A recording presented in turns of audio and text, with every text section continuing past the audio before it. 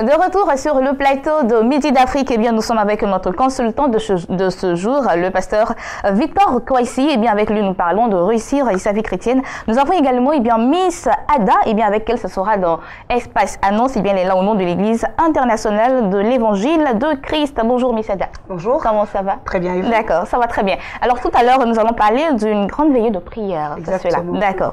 Bonjour, pasteur Victor Kouaïssi. Bonjour, Bénédicte. Comment ça va? Tout va bien, merci. D'accord. Alors, de quoi parle-t-on exactement dans ce terme, à réussir sa vie chrétienne?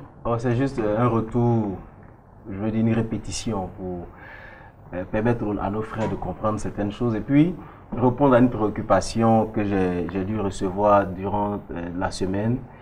Certaines personnes m'ont appelé pour me demander, je suis chrétien, comment est-ce que je dois faire pour évoluer dans ma vie chrétienne, parce qu'elles se sentent bloquées.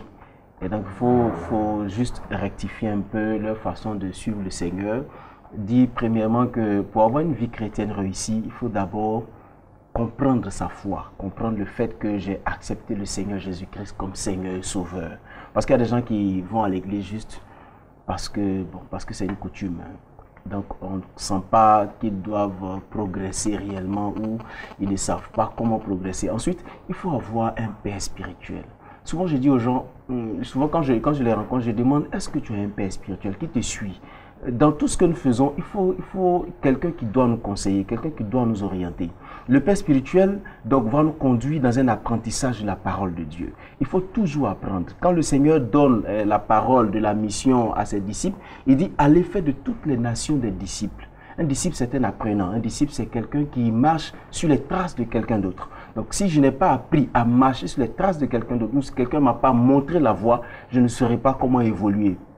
Je peux savoir que telle voie mène à tel endroit, mais je ne saurais pas comment vraiment pratiquer cette voie-là pour pouvoir y arriver. Alors, il faut avoir quelqu'un qui est capable de nous enseigner la parole de Dieu. C'est important. Aujourd'hui, beaucoup de chrétiens sont venus à l'église et quand ils sont venus, ils ont écouté la parole de Dieu, Dieu les a touchés, mais n'ont pas encore passé le cap d'être enfants pour trouver l'étape d'être fils de Dieu, ayant compris la parole de Dieu, se prenant en charge. Mais pour passer de l'étape A à une étape B, il faut forcément un apprentissage. Et c'est vraiment une chose très importante, être un bon disciple du Seigneur. D'accord. Et justement, comment apprendre? Comment mieux apprendre?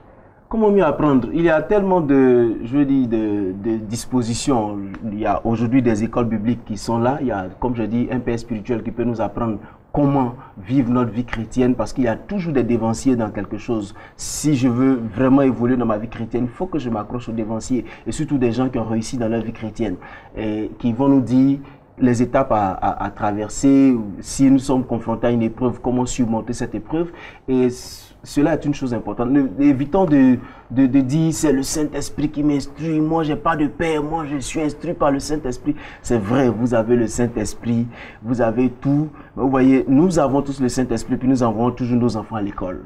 Le Saint-Esprit aurait pu nous donner les capacités mais nous envoie ça. Chacun de nous a une capacité à transmettre. Et il est bon de nous asseoir devant quelqu'un pour nous enseigner. Souvent, ce qui nous empêche d'être enseignés, c'est l'orgueil. Aujourd'hui, des gens transportent leur profession dans leur foi chrétienne. C'est pas parce que je suis dans ma vie professionnelle et suis ceci ou suis cela que quand je viens à l'église, je suis la même chose. Non, quand je viens à l'église, je suis un fils de Dieu, je suis un enfant de Dieu qui cherche à connaître Dieu.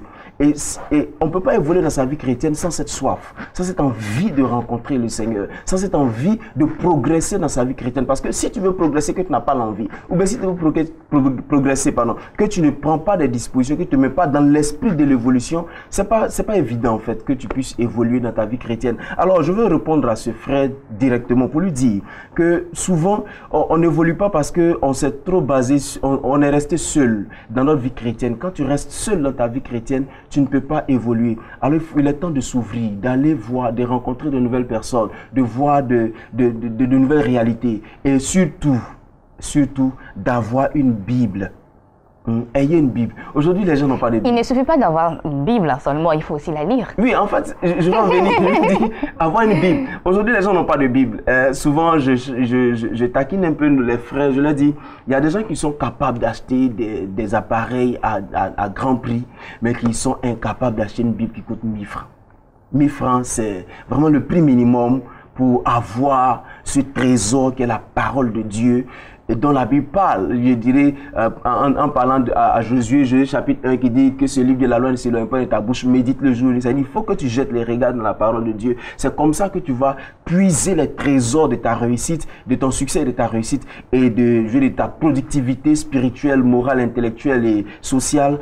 Et je ne sais pas comment je vais formuler cette phrase, mais je vais dire, si tu t'attends à la réussite, il faut que tu fasses de la parole de Dieu ton ami, ta feuille de route et ton directeur, je dirais ça comme ça. D'accord, donc pour finir, qu'est-ce qu'on va dire pour clore bien ce terme, comment réussir sa vie chrétienne? Comment réussir sa vie chrétienne? Donc, il faut comprendre sa foi, c'est vraiment important, comprendre sa foi, avoir un père spirituel qui peut nous orienter, nous-mêmes lire la parole de Dieu, faire un effort pour pouvoir laisser notre orgueil et se plier à la parole de Dieu et dire au Seigneur, surtout compter sur le Saint-Esprit pour nous aider à évoluer tout simplement. D'accord, merci beaucoup.